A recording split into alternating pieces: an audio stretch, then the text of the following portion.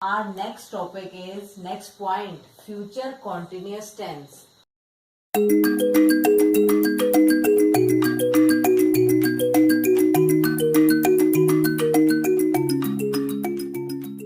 Hello everyone. Again I am standing before you and I am Mrs. Premlata. Everyone knows this. Okay. And now our next topic is next point, future continuous tense. Tense के हमने इससे पहले के parts ले लिए हैं.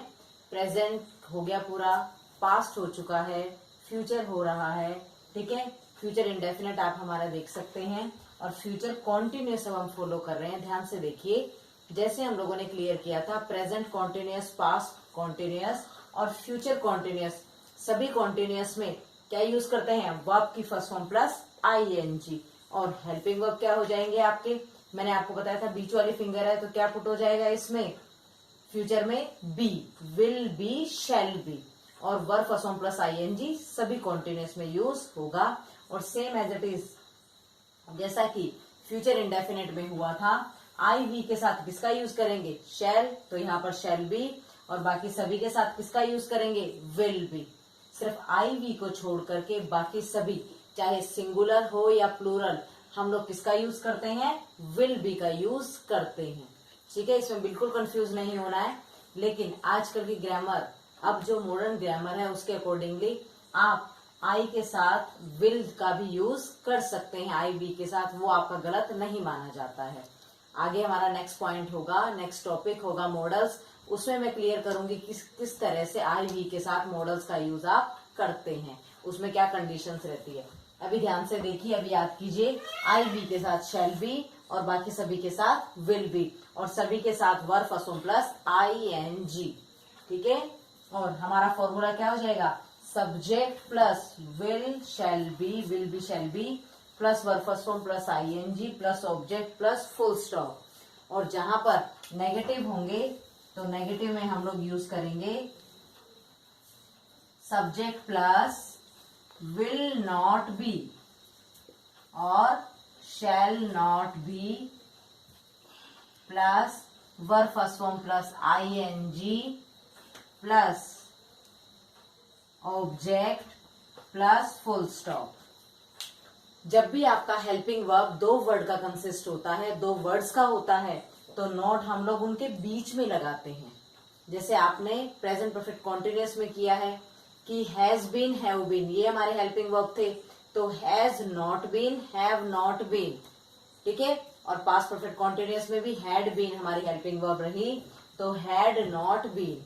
ठीक है, और इसमें भी विल नॉट बी और शैल नॉट बी. बिल्कुल कंफ्यूज नहीं होना है, बहुत इजी है कि नॉट हमारा बीच में ही आएगा हेल्पिंग वर्ब के बाद और दूसरे वर्ड से पहले. ठीक है, और ये आप ध्यान से देख लीजिए, बहुत इजी है, बस एक बार ढंग से रिकॉल करना है.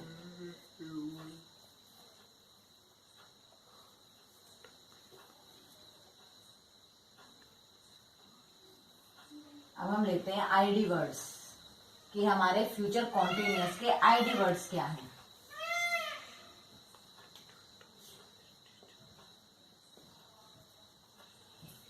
आईडी वर्ड्स हैं at this time, tomorrow, at this moment, tomorrow, at this moment, tomorrow. ठीक है, at this time, at this moment, ये यहां से सिर्फ प्रेजेंट कॉन्टिन्यूअस के ही है. लेकिन जब इसके साथ हम टुमारो को ऐड करते हैं, it means it's related to our future, ये फ्यूचर से रिलेटेड है, तो हम किसका यूज करेंगे? एट दिस टाइम टुमारो, तो हो जाएगा फ्यूचर कॉन्टिन्यूअस टेंस. क्लियर है? अब ध्यान से देखिए examples. She dash write the letter at this time tomorrow. at this time tomorrow. और आप इसको अंडरलाइन कर सकते हैं. ध्यान से देखिए, फ्यूचर है ये, तो मैंने आपको पहले ही बताया फ्यूचर में हम अजम्पशन मानकर चलते हैं. कोई भी चीज हमारी फिक्स नहीं होती है, अजम्पशन मानते हैं कि कल हम इस समय तक यह काम कर रहे होंगे, ठीक है। तो she dash write the letter at this time tomorrow, तो इसमें आइडेंटिफिकेशन किसके, फ्यूचर कॉन्टिन्यूअस, और हेल्पिंग वर्ब हमारे क्या थे, विल बी, शैल बी। अब शी आपका सिंगुलर है, आई वी नहीं है, आई वी के साथ शैल बी और बाकी सबके साथ विल बी, तो यूज कीजिए शी विल बी, राइट के साथ क्या आ जाएगा, I N G, she will be writing the letter at this time tomorrow. Clear. एक और एग्जांपल देख लेते हैं।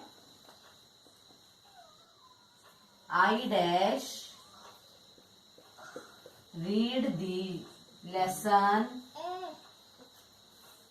एट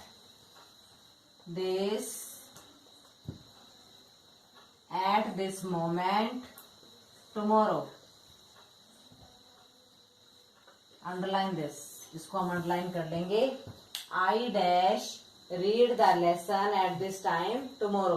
अब बताइए क्या आएगा इसमें, आई के साथ शैल बी,